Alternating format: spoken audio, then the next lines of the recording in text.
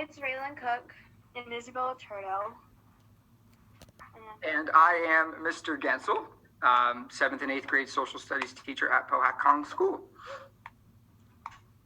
Today we are going to be asking you questions about this year's election. The first one is, what made you want to be a teacher or a social studies teacher, and why? That's a very good question, and I have like 10 answers to that. But I'm going to try to give you the answer that is most relevant to what we are talking about here today. So when I was about your age, I was very interested in the law and crime. So as I went through high school and everything, I really had this idea to be like a criminal investigator, or, be on one of those cool TV shows. Not realizing how much science went into all of that. So when I went to college, I still studied government. I loved social studies in high school. They were always my favorite teachers. I loved U.S. history. I loved the American Revolution. So I kind of just developed a passion for government in general. So when I went to college, I decided that I was going to study administration of justice and legal studies, with the idea that maybe when I graduated, I would go to law school and be a lawyer. Well, I graduated from college and decided very shortly after that I was not going to be a lawyer and I was not going to go to law school. So then now I have this degree in administration of justice and legal studies, and the job that I absolutely positively do not want to be is a police officer. And for the exact reason that is going on in our country recently. That is why I don't want to be a police officer. That is why I didn't want to be a police officer. That is why I couldn't be a police officer. So from there, my degree is kind of a wash, unless I choose to do something else with it.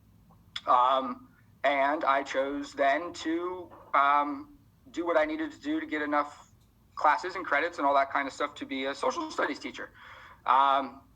And that all started when I started coaching. So I actually became a coach before I became a teacher. But when I decided to teach, there was no other subject I would be interested in teaching other than social studies or anything social science related, whether it be government or civics or psychology or sociology or any of those things. Those are things that I'm very passionate about. So I guess to answer your question in a very succinct way, my passion for American history and government is what really makes me enjoy teaching social studies the most. Okay, so our next question is, what do you think about this year's election, and why do you think it's important? Well, first, every election is important. And not just every 4 years, but elections take place every November. So that's the first thing that needs to be understood. This election sticks out because of all of the chaos and commotion going on throughout our country over the course of the last 8 months or so. So without kind of being too political, the best answer to that question is that every election is important. This one is especially important, obviously, number one, because it is a presidential election, right? It's a general election. There are many senators and many congressmen and women who are also rerunning for positions in this election. And a lot of those people are people who have either been good leaders or bad leaders in what we have experienced over the course of the last 8 months. So to kind of sum that up, one thing I noticed most during this experience, if you will, that we are going through, is good leaders stick out. Bad leaders stick out even worse. And when we are put in a position like this, where a lot of our leaders, I'm not talking just federal, I'm talking from Pohac to Phillipsburg to New Jersey, all the way through, every level of county, state, and federal government had the ability to show who their leaders were and whether they were good leaders or not. And I think it was very much to be seen as far as what do we want from our leaders moving forward. And I don't know that there's another time in history, certainly during my lifetime, where we went through something like this. So no matter what side of the political spectrum you are on, this is an important election because I think a lot of our leaders, positive leaders, showed that they are willing and deserving of more time and possibly of more responsibility. And then some other leaders at both the local and state level showed that maybe they're not willing and able to step up and be the leader that their state or community needs them to be. So every election is important. But this one, obviously, with the things that are going on around the world, does hold a little bit more weight, I would say, than other elections, yes. Number 3, do you think you'll ever see a female president in your lifetime? Yes, absolutely. I hope so. We are starting to see this. So it doesn't start, it has to start at the bottom, okay? It can't start, we can't have a first female president before we have congresswomen, before we have senators who are women, before we have mayors who are women, before we have governors who are women. All of those things have to come first. And they have all happened. Do we have enough women in Congress and in the Senate? Absolutely not. We have too many white men, to be honest with you. So we certainly need more diversity in all branches of government. And I absolutely expect a woman president. I mean, I'm open to it as soon as possible. I don't necessarily, I vote for the person that I believe is going to be the best leader for our country, no matter what political party they are. So I don't really care what their gender is, what their sexual orientation is, what color they are. That stuff doesn't matter to me at all.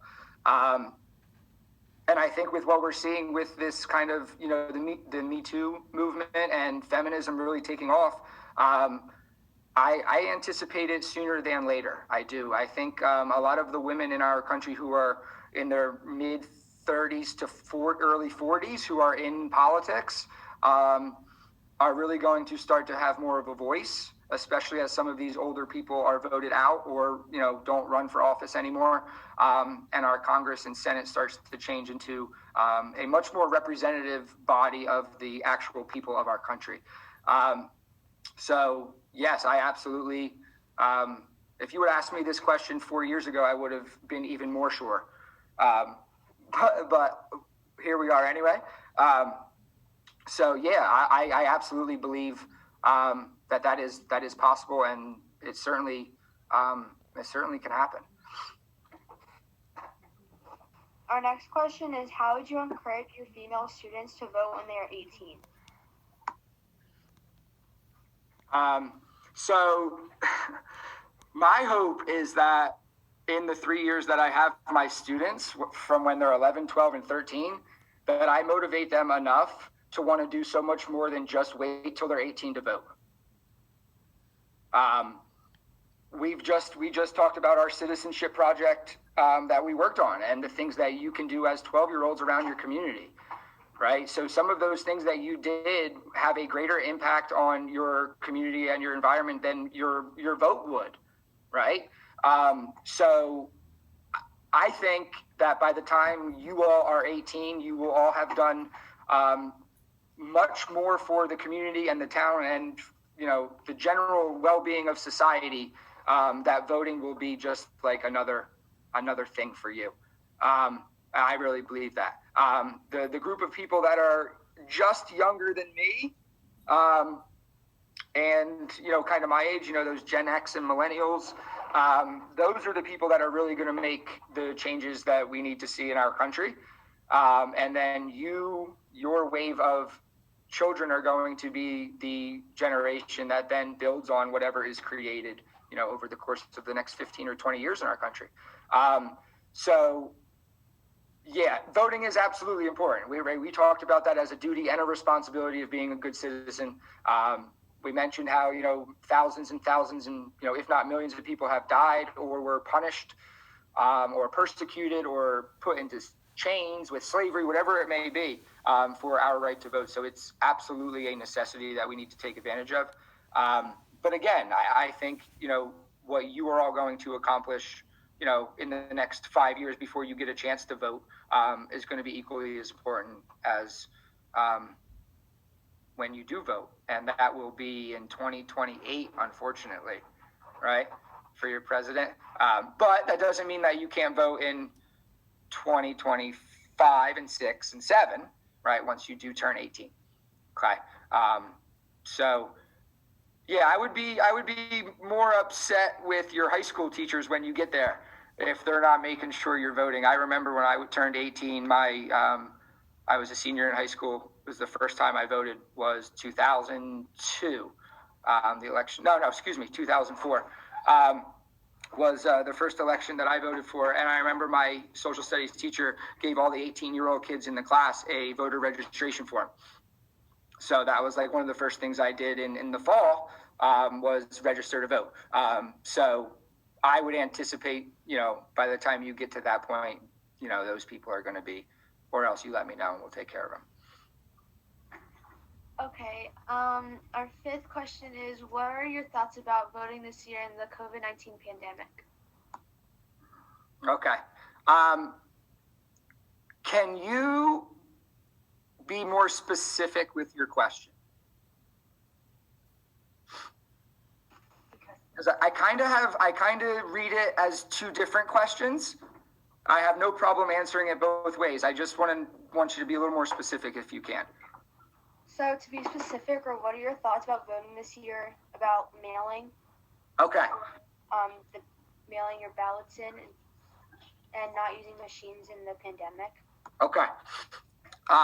So when this all, started happening in, June and July, and they started talking about mail-in voting, I immediately told myself I'm going to vote in person.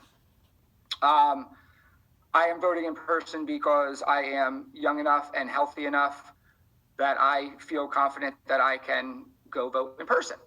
I am also voting in person because I believe that anybody that is capable of voting in person should try to vote in person so that we can take some pressure off of the post office and all of the mail-in ballots.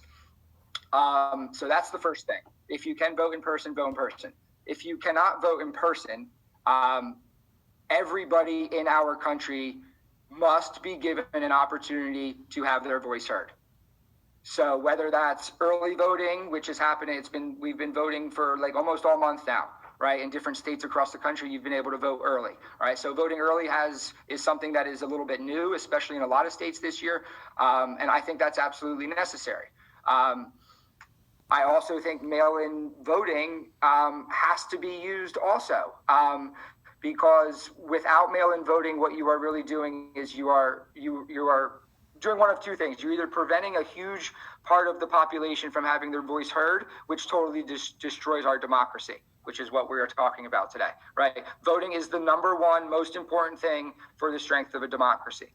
And if we would say, everybody has to vote in person, no mail-in votes and all that stuff, there's going to be a lot of people that don't vote, whether it's because, they can't get to the polling station, or they're sick, or they're afraid of getting sick, or whatever it may be. So, me, I'm all about inclusion, right? We need to include everybody in as many different possible ways as it takes.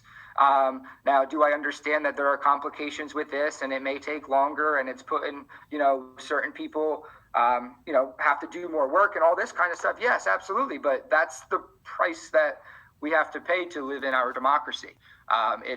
It's very small of a price when you compare it to any of our founding fathers, or any of the African Americans in our country who have gone through slavery, or any of the women who waited until the 1900s to be able to vote, right? So the things that we have to sacrifice right now are very small, in my opinion, in comparison to the things that other people in the past have had to sacrifice in order for us to, live in the democracy that we live in. So without voting, we don't have a democracy. All right. So by only having, half the people in the country be able to vote, that's not a democracy, right? So we have to be able to provide as many opportunities to everybody as we possibly can, so that we can have an election that is true and democratic. We have one more question. Okay. It is, why is social studies important to everyone? All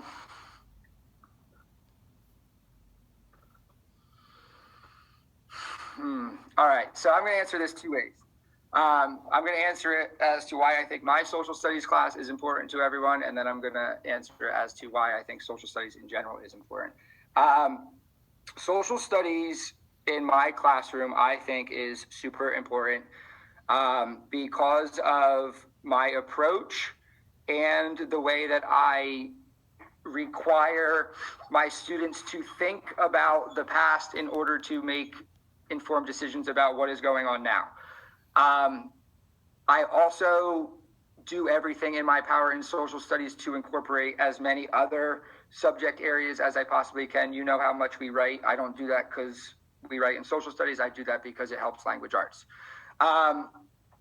So I think my class is important because of not just the social studies knowledge that you gain from it, but also the life lessons and the student skills that are required and acquired in order to kind of be a productive high school student, right? Which is really my ultimate job, is to send you to high school and you stick out in your social studies class as the best social studies student. That's my job. That's my goal. Now, why is social studies in general important? So social studies consists of many different topics, okay, not just history. So if we're going to talk about history, first, history is important because if we don't study history, we don't understand where we are, why we are, and who we are, period.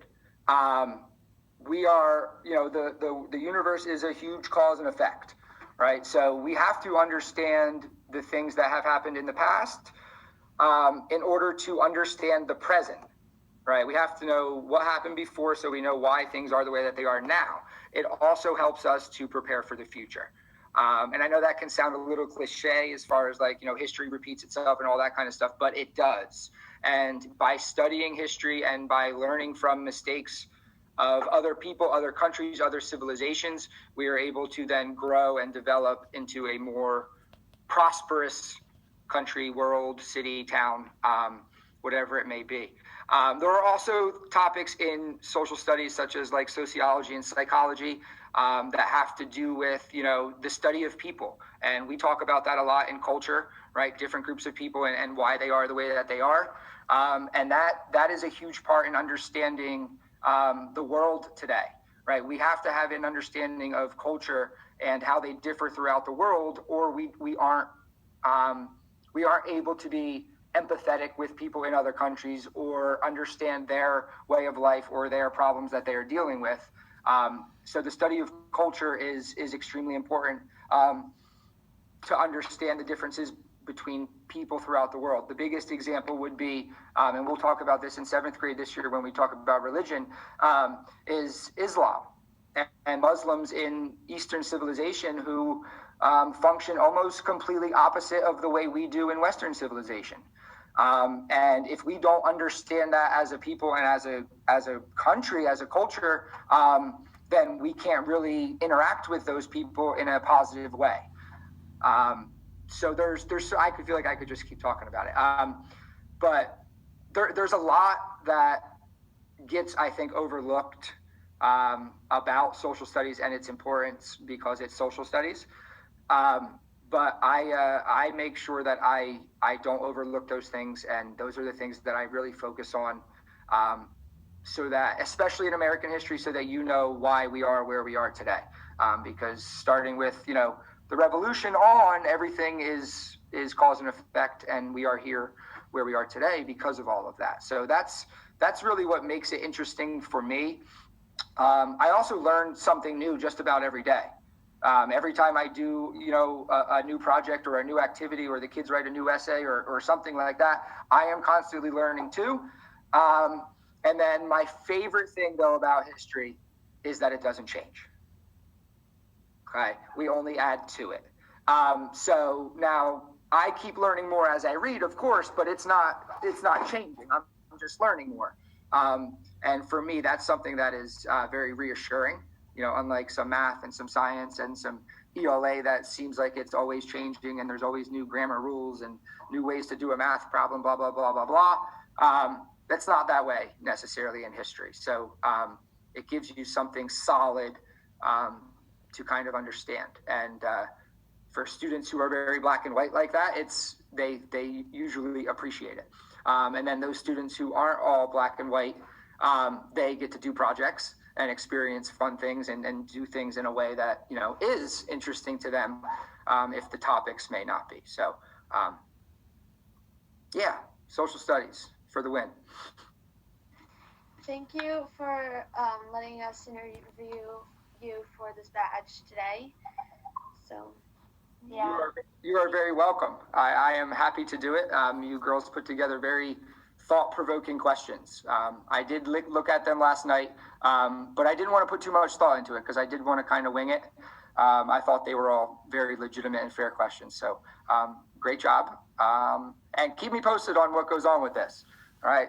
If my face ends up plastered on Facebook somewhere, make sure you let me know. Okay. I'll see you all tomorrow. Thank you. Bye. Bye-bye.